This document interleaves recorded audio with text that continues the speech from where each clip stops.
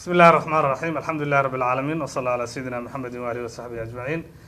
صحافة شرف صلاه بلشة الصومالية ملك سجوجان السلام عليكم ورحمة الله وبركاته.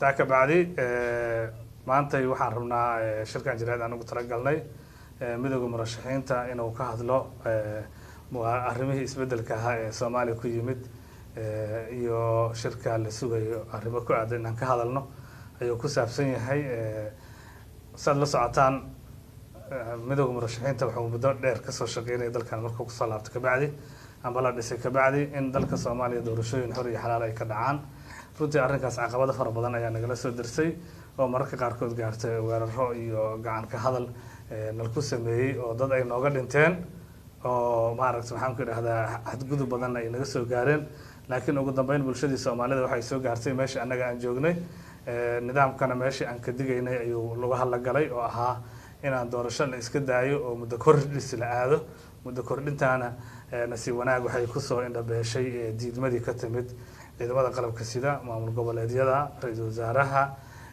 international community-ga midowga murashaxiinta bulshada Soomaaliyeed guud ahaan meel kasta oo gaashaanka looga dhuftay markii dambe waxay ku soo dhamaatay meeshii aan u jiidayno u soconay in doorasho la aado doorashada inay noqoto nasiib wanaag waxaa sii raacay in hogaankii uu sacan waayay ama ku guul dareysay doorasho inuu dalka ka qabto laga wareejiyo ra'iisul wasaaraha xilka daadihinta doorashooyinka oo la wareego arrinka anagu waan taageernay aad ayaan u soo dhaweynay waxaan ugu yeernay in la taageero ra'iisul wasaaraha in si uu suura gasho in doorashooyinka uu qabto bulshada Soomaaliyeed ka dalbanay international community-ga la hadalnay waxaan u sheegnay in gacanta uu u baahan yahay oo dhameystiran la siiyo ra'iisul wasaaraha mowqifkaas wali waa ku taaganahay taageeradii aan siinaynay hanaanka oo kula wareegay doorashooyinka socodsiintooda hanaanka maxaan ku idhaahdaa arrimaha oo noo sheegay inuu wadi doono arrinka labaad waxa uu yahay oo asaguna meesha ku jiray warqad anagu aan ka soo saarnay arrintaas ayaa jirta oo ku aadan arrimahan doorashooyinka iyo waxyaabaha ra'iisul wasaaraha looga baahan yahay iyaduna kama baxsano hanaankii anagu talagalnay waa wax lagu toosinayay waa wax aragtideena aan ku cabiraynay qodobka saddexaad oo xaqiiqada saddexaad oo aan rabo inaan idila wadaago waxay tahay midowga murashaxiinta wali wuxuu ku taagan yahay jidkiisii hore uu ku taageeray isbedelka ku yimid daadihinta iyo hogaaminta doorashooyinka dalka Soomaaliya ka dhacay oo lagu wareejiyay ra'iisul wasaaraha iyo golahiisa wasiirada arrinkaas wali waa ku taaganahay waan taageeraynaa laakiin waxa taageerana waa aragti waa afkaar waa dhaqan qof ma aha waxa taageerana ama dad tira dad ma ahan tii hore diidana qofka ma aanan diidanayn magaciisa ma diidanayn muuqiisa ma aanan diidanayn mansabka xataa ma aanan diidanayn laakiin waxaan diidanayn waxay ahayd hab dhaqan aan u arkaynay in aanay ku imaan karin doorashooyin xor iyo xalaal ah oo deganaansho ka dhalato iyo dadka oo isla socdo iyo in la nabad galo shirka soo socda waxaan rabnaa in ra'iisul wasaaruhu uu ku muujiyo in aragtida hoggaanka uusan kala gedisnayn kaliya aragtidu ay kala gedisan tahay oo aragtidu ay ku kala gedisnaato in shirka saldhigga ay u noqon doonto heshiiskii 17 September laakiin wixii kale oo idil loo baahnaa looga hadlo isla markaana miiska wada hadalka annaga midowga murashaxiinta hadii aan waxaan leenahay ku dhig arrinta Soomaaliya inay tahay miis ku dhamaato laakiin miiska ay ku dhamaanayso waa miis loo dhameystiran yahay oo dadka ay wada fadhiyaan waxaan waa inay ka qayb galaan midowga murashaxiinta civil society waa inay ka qayb galaan bulshada qaybaheeda kale waa inay ka qayb galaan dadka rabna inay ka qayb galaan shirka waa dad dawladnimada lagu yaqaano dawladnimada loo yaqaano ka soo shaqeeyay marxalado wanaagsan soo gaarsiiyay leewala kala gedsan uga soo shaqeeyay madaxweynimo uga soo shaqeeyay qaarkood gudoomiyenimo uga soo shaqeeyeen qaar wasiirro uga soo shaqeeyeen iyo siyaasiyiin lagu yaqaano saaxada siyaasadda Soomaaliya arrimahaas oo iyadoo ay jiraan waxaan rabnaa miiska in la noqdo miis Soomaali u dhan tahay si wax Soomaali ay wada leedahay uga soo baxaan si wax mas'uuliyadda Soomaali ay wada qaadana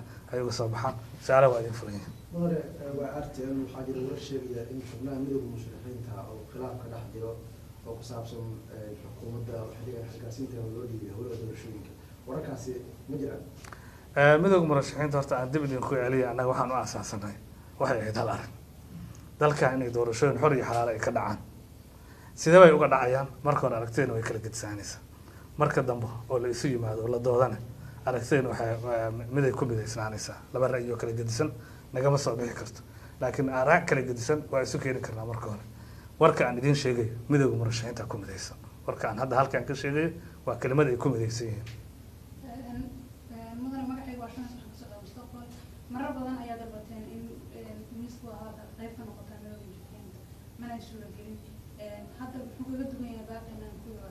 wuxuu kaga duwan yahay diidihii daadihinayay ee madaxweynaha xilkiisu dhammaaday ah ayaa meesha ka wareegay, daadihiye cusub ayaa yimid, danta qarankana meeshaabay ku jirtaa. taabaan aan isleenahay waa lagu sixi doonaa oo miiska Soomaali looga arriminayo iyo doorashooyinka in la balaariyo dadku qanci karo, lagu qancin karo inay yimaadeen, gaar ahaan hoggaanka xukuumadda ra-iisul wasaaraha ayaan rajaynaynaa. haddii tusaale shirka aadan ka qayb gelin oo ma ii sheegtaan Axmed Kulmiye radio kulmiye haddii anigu lagu casuumay oo shirka sidaa ku dhaco maxay idin qorshaa? annagu waxaan aaminsanahay inaan ka qayb galayno.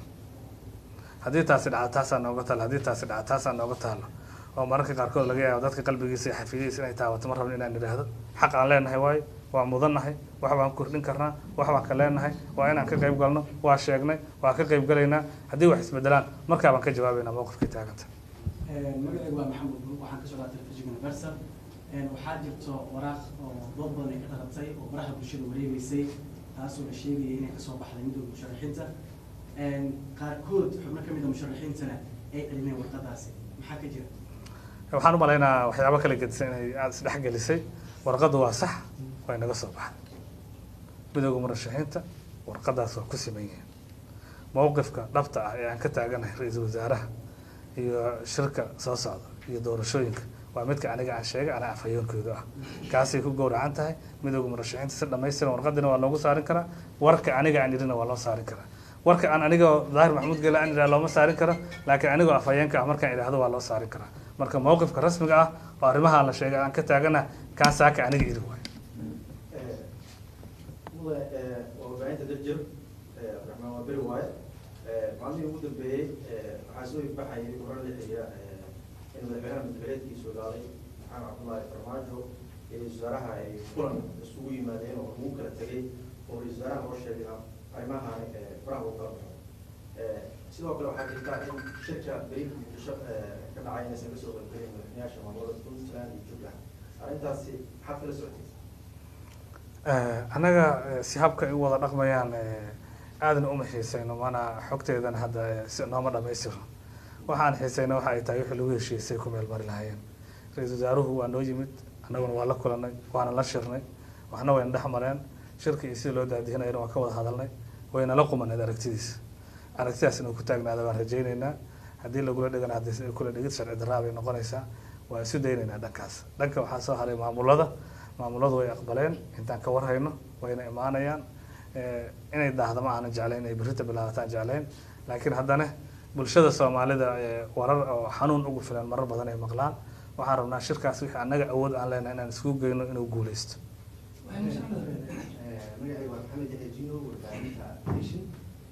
dhawaan magaalada warbaahinta nation dhawaan magaalada muqdisho waxaa markaa lagu dilay askari kulibsan kutaa ciidanka booliska. horena la sheegay inuu uga mid ahaa ciidankii badbaado qaran, maadaama la arkay isagoo sawir iskaga soo qaaday. muqdisho ayaa lagu dilay. gol qashin ayaa markaasi meydkiisa lagu riday. dadka qaar waxa ay leeyihin waxaa loo beegsaday arrimo la xiriira ciidankii badbaado qaran oo uu ku biiray. maadaama aragti ahaan aada is-aaminsanideen ciidanka badbaado qaran iyo midowga musharaxiinta, maxaad kala socotaa falkaas? falkaas horta awalan waa ka tacsiyeynaa, waan la socdaa. wiilka sawirkiisana waan arkay, warkana mediahan kala socdaa. in guddi loo saaray oo ay soo baarayaan waan arkayay. dilalka gaadmada ah oo qaabdarrada qaranka way kusoo bateen, weliba gaar ahaan xilliyadii dambe. waxaan rajaynaynaa gacanta dambiilaha ah levelkii joogta doonta ha gaartee in lasoo qabto. laakiin anigu waxaan ahay nin sharci bartay, qaanuun bartay. waxaa la yidhahdaa aljariima tama lam tukhlaq. dembi dhamaystiran weli lama abuurin. dembigaasi meel buu ka biyodayn doonaa. maanta haddaan la ogaana berritaa la ogaanaya. maanta haddaan laysu ciqaabina berritaa laysu ciqaabaya. laakiin baarista waxaan jeclaa lahaa inay miro dhasho oo ay ku dhammaato dhagarqabihii iyo dhagarqabayaashii oo maxkamad la hor keeno oo ciqaabta xeerka ciqaabta Soomaaliya uu qoro helaan. laakiin cadaaladdu way imaanaysaa. dembi dhamaystiran oo inta la galo qarsoonaanaya ilal abadna ma jiro. maalmaha kamid ah ayaa dembigaasi caddaan doonaa, ciqaabteedana qofka uu helaya. guddiga hadda loo magacaabana inay ka mid dhalayaan baan rajaynayna. way afayeen cabdiraxmaan waa goobjoog. dadka qaar siyaasiyiinta waxay qabaan in wasaaraha gudaha iyo wili bar ay tahay dhamaystireen wili filada laga maamulay adinka aragtidaas ma qabtaan ka musharaxiin annaga waxaan qabnaa inta uu noo sheegay oo ah in awood uu doorashooyinka ku daadihiyo oo uu leeyahay dastuurkuna waa uu siinaya bulshada soomaaliduna waa ay siisay dhacdooyinka dambena inaan wax la tooxsan karin bay tuseen beesha caalamkuna waa ku taageersan tahay annaguna waa ku taageersannahay waxaan aaminsanahay ra-iisul wasaaraha awoodda qaanuuniga sharciga dastuuriga oo positionkiisa ah haddii uu adeegsado inuu arrintaasi ay u dhan tahay awooddiisa inuu ku qabto waa mahadsantiin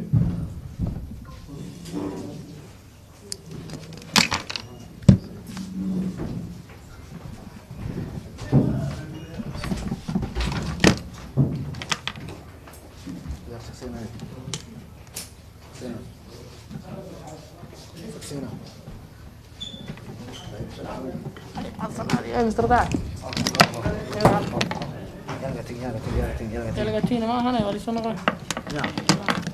Kala joog. Hadda muuqaalka saarana.